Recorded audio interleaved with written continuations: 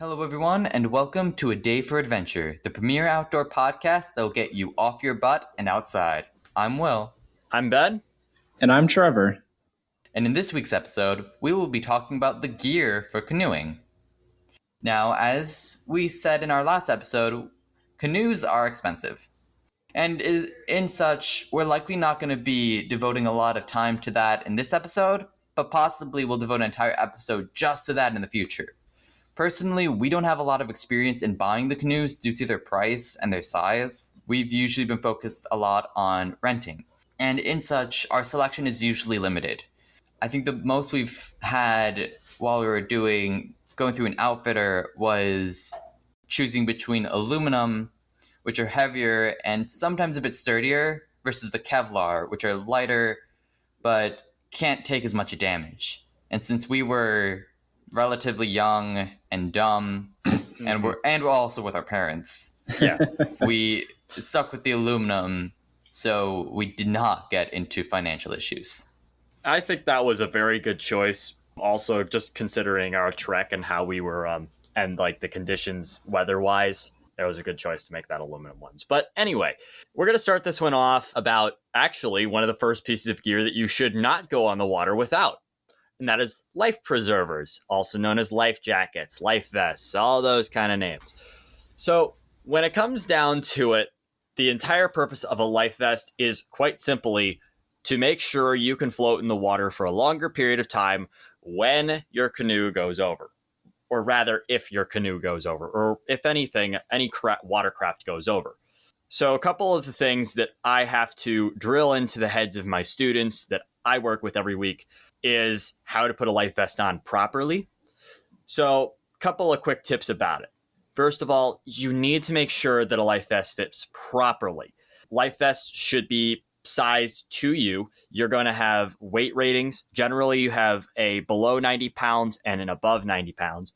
Pretty much everybody watching this video will probably be needing the above 90 pound vests. And these flotation aids in these vests are specifically set up for people who are below 90 pounds and above, because if you are below 90 pounds and you're wearing an above 90 pound vest, you will possibly choke yourself out trying to basically hoist yourself up in the vest, especially if it's not properly fit. Or if you are above 90 pounds and you're wearing a vest that's set for below 90, you might start sinking. Again, the buoyancy is set inside of each life vest. The second part about this is that a life vest should be snug.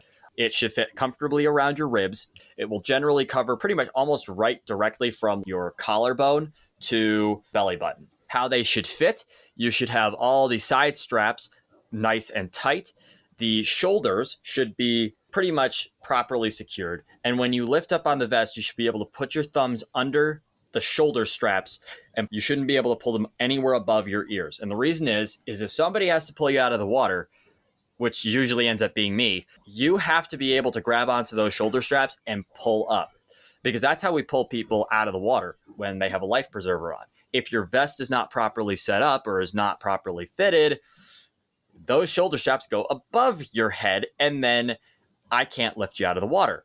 It's a common problem I have to deal with in my job, which is why I have to use a lot of other methods to get people out of the water. It's annoying, I know. But generally, that all being said, where would you get a life vest? Probably going to end up getting it at an outfitter if you're going out on a canoe, but a good vest should cost between $40 and $100. Personally, I would actually recommend you go and buy your own vest, because then you can make sure it's properly sized and set up for you before you go out. But if you're going to an outfitter, have somebody who knows what they're doing give you a vest, get it properly set up for you, and make sure that you can actually pull up the straps and they can lift you up from those straps. So as for maintenance, you need to keep a life vest in good condition. If you have a big gash on the side of a life vest, you shouldn't be using a life vest like that. If the straps are frayed or anything like that, you need to make sure that you replace it, or if there was a warranty on it or anything like that, get it replaced, okay?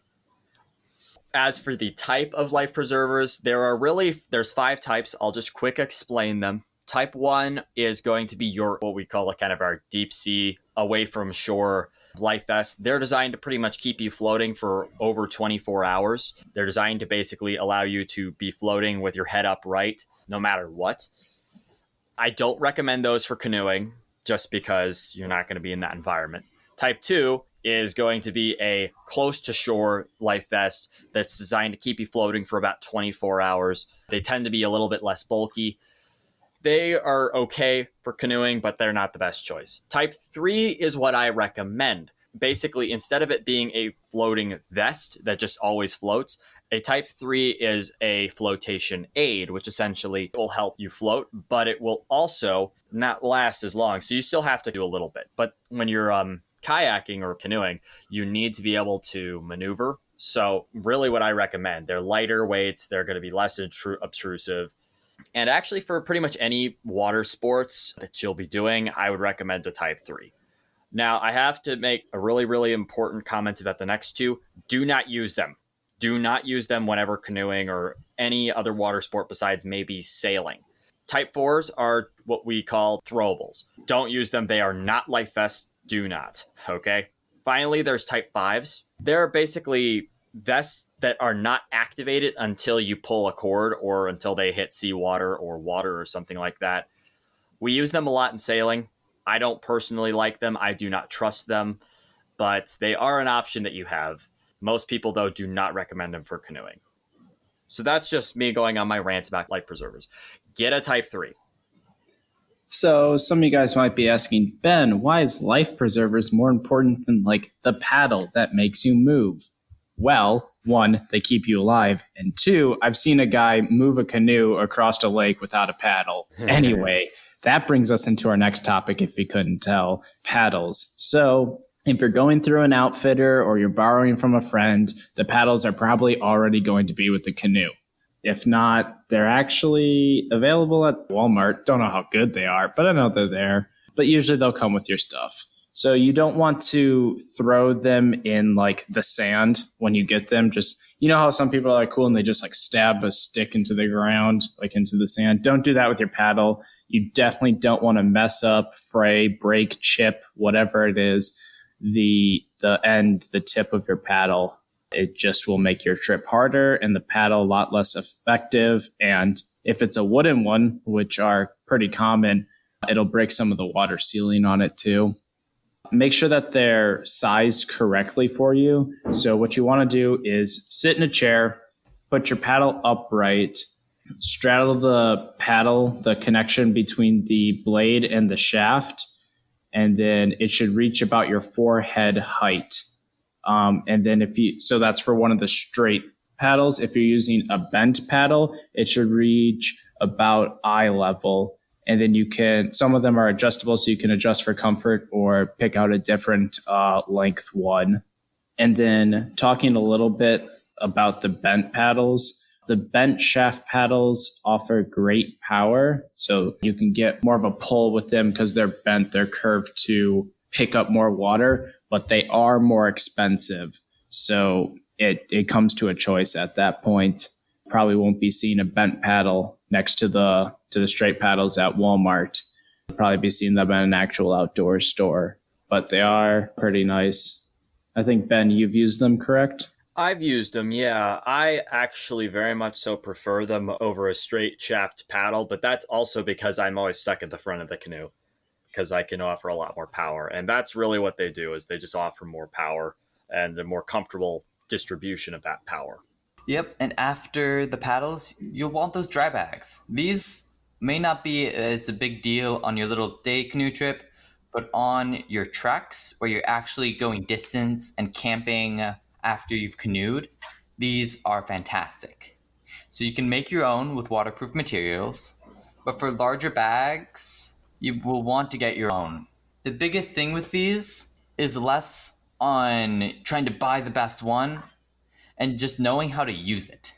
Because a lot of the bags will have their own way to close it to help ensure that you are both maintaining waterproofing and keeping it from breaking. So make sure that if you are required to first roll them up, then connect, or you have to zip, then roll, then connect, do it in the correct order so you don't mess up these bags. And I will admit they can be pricey depending on where you find them. So this is one of those types of gear where you'll want to shop around. And if you can borrow them and experiment with them from friends, this is really where I'd recommend. And if you're going to go on the long trips, the Walmart sells dry bags, but they are hit and miss in my opinion. They work well for our weekend canoeing trips in my club, but then I never see them again, and I assume they got ripped in half somewhere. So putting a decent amount of money into a dry bag is great, especially if you're going on long trips, because you want your gear to be dry. That all being said, we need to also talk about a couple of more miscellaneous items involving things.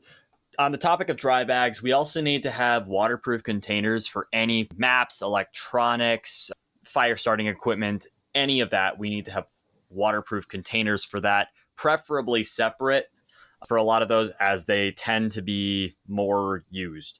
Depending on where you're going to be out paddling, you might need to have signaling equipment if you're in a Coast Guard controlled region. I would recommend that you have some form of communication that is possibly a waterproof radio or something to that extent. It's a good thing to carry around. A phone probably works if you're in a more public region. Just be sure that it is put in a very, very, very secure place. Another method we can use to kind of keep all of our equipment dry, bring a couple trash bags.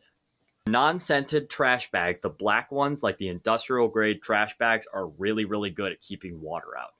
It's a really good thing to double layer certain equipment that you have, like maybe your clothes or maybe your phone or other things you might have to carry. You might want to invest in like a dry pack. I don't have really any experience with them, but I've heard that they can be pretty good to carry around.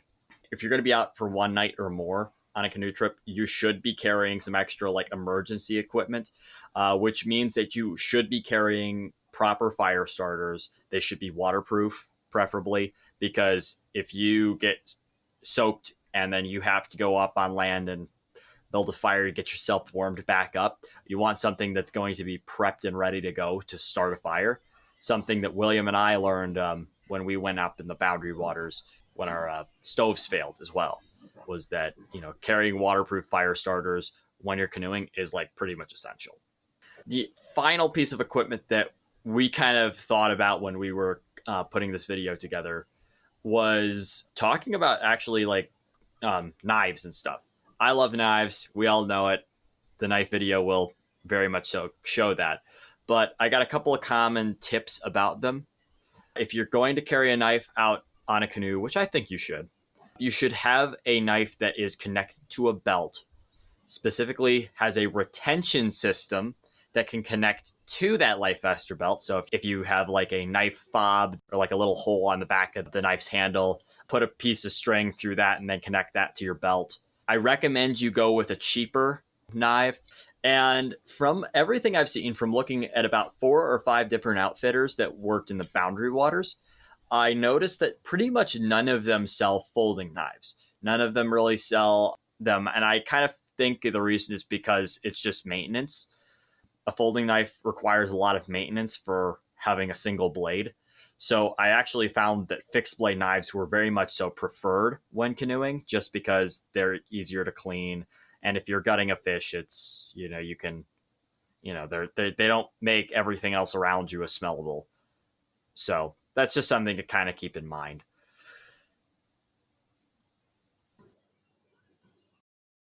This has been a day for adventure. Next time, we'll be talking about how to stay dry.